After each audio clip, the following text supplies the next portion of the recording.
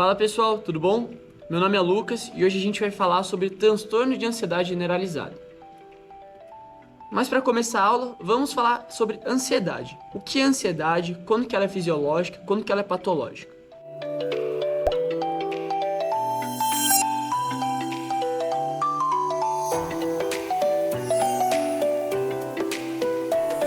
O que é ansiedade? Ansiedade é um estado mental definido pela antecipação de uma ameaça. É um estado em que o paciente fica em maior vigilância, tendo respostas mais rápidas e existe um predomínio do sistema simpático. Por isso que o paciente apresenta sintomas como taquicardia, sudorese, taquipneia, e ela pode ser classificada em fisiológica e patológica. Mas enfim, quando que essa ansiedade vai ser fisiológica? Ela é fisiológica quando ela ocorre em momentos esporádicos, em respostas rápidas a algum tipo de ameaça ou algum fator novo para aquele paciente. Ela é útil para aumentar a consciência desse paciente, para ele ter uma resposta mais rápida, para ele estar mais atento, mas ela não pode trazer prejuízo a esse paciente, seja esse prejuízo social, prejuízo no trabalho, enfim. Já a ansiedade patológica, ela é uma ansiedade que vai ser persistente e ela pode ser desproporcional ao estímulo dela. E ela sim vai causar prejuízo a esse paciente. Ele pode deixar de sair por causa dessa ansiedade, pode ter um desempenho pior na escola, no trabalho, por causa dela.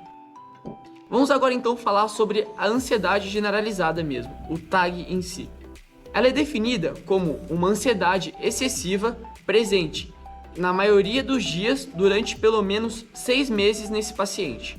Ela é mais comum no sexo feminino, tendo uma prevalência 2 vezes maior nesse sexo, e ela tem uma incidência de 2,9% da população adulta nos Estados Unidos.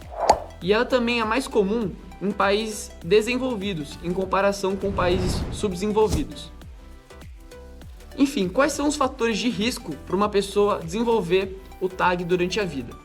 Estudos indicam que traumas na infância, superproteção dos pais, são fatores de suma importância para desenvolver isso. Além desses fatores, temos a genética como um dos principais fatores, sendo 1/3 dos TAGs responsáveis pela genética, e abuso de substâncias, seja drogas, álcool e drogas ilícitas também, fatores que podem predisponer a essa condição.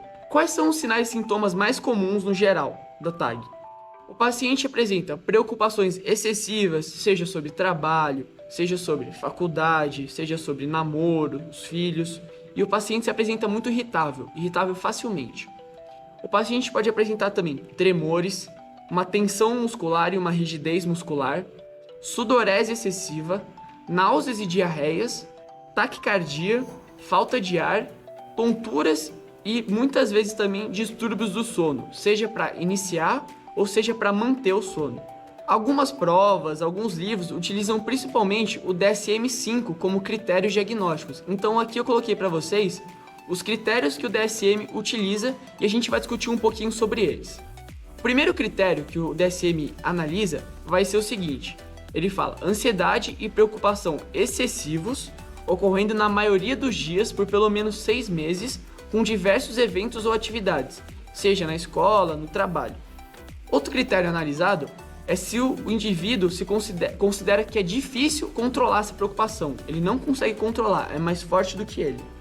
Também se considera que tem que ter 3 dos seguintes 6 sintomas, que são inquietação ou sensação de estar com os nervos à flor da pele, fatigabilidade, dificuldade em concentrar-se ou sensação de branco na mente, irritabilidade, tensão muscular e perturbação do sono. Seja dificuldade em conciliar ou manter o sono, ou você acordar cansado, sabe? Como se você não tivesse dormido bem.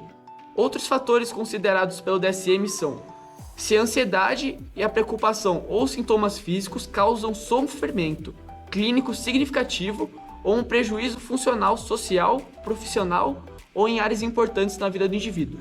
Também se considera que esses sintomas que o paciente está apresentando não são por causa de abuso de substância, ou outra condição médica. E o último critério é que você não pode explicar esses sintomas por outro transtorno mental que não seja ansiedade, como por exemplo, transtorno bipolar, TOC, entre outros. E quais são os principais diagnósticos diferenciais do TAG?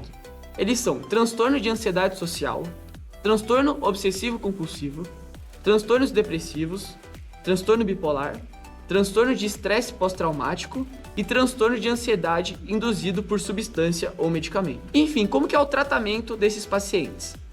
A base de todo tratamento psicológico, e no TAG não é diferente, vai ser o TCC, que é a terapia cognitivo-comportamental. Além de ajudar o paciente, ele vai oferecer uma melhor qualidade de vida para ele. E, em alguns casos, sendo necessário, a gente também faz, junto com o TCC, a terapia medicamentosa. Hoje em dia, a primeira linha de tratamento para TAG são antidepressivos, principalmente os ISRS, que são inibidores seletivos de recaptação de serotonina, e os IRSNS, que são os inibidores de recaptação de serotonina e noradrenalina.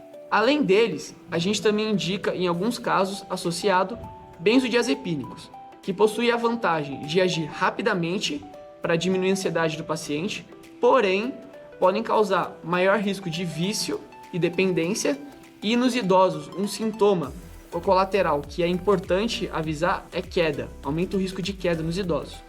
Lembrar também, toda vez que você prescrever um ISRS para o seu paciente, que normalmente os sintomas continuam nos primeiros 14 dias da medicação, demoram uns 14 dias para o medicamento fazer efeito. E nesses primeiros 14 dias, o paciente pode ficar mais ansioso e ter alguns efeitos colaterais, como diarreia, náuseas e tontura. E é isso, pessoal. Espero que vocês tenham gostado da aula. Qualquer dúvida, é só entrar em contato com nós. Um abraço. E aí, gostou do conteúdo? Então clica no primeiro link da nossa descrição, que lá vai ter um e-book com conteúdo bem comprimido para você.